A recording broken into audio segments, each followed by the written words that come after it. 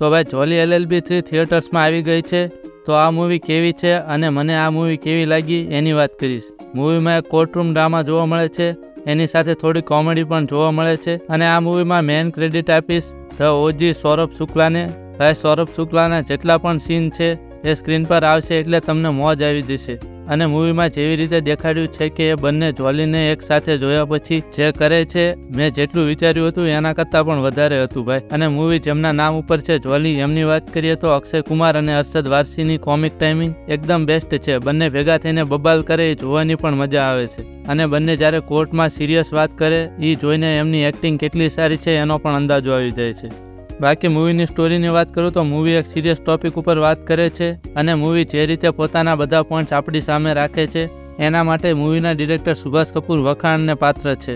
બાકી આ મૂવીની સ્ટોરી જાણવી હોય તો તમારા ભાઈ આ મૂવીના ટ્રેલર રિવ્યૂમાં પ્રેડિક્ટ કરી હતી એ પ્રમાણે જ છે. મૂવીના બીજા એક્ટર્સની વાત કરીએ તો એમનું કામ પણ સારું છે અને બંને હિરોઈન્સનું પણ સ્ટોરીમાં કોન્ટ્રીબ્યુશન છે, ખાલી દેખાવ માટે લીધા હોય એવું નથી. અને મૂવીના વિલન હરિભાઈ ખેતાણી, જેનો રોલ ગજરાજ રાવે એકદમ પરફેક્ટલી કર્યો છે. ઓવરઓલ મને આ મૂવી સારી લાગી. જો તમારે કોર્ટરૂમ ડ્રામા અને એની સાથે થોડી કોમેડી જોઈ છે તો તમને આ મૂવી બોર નહીં કરે.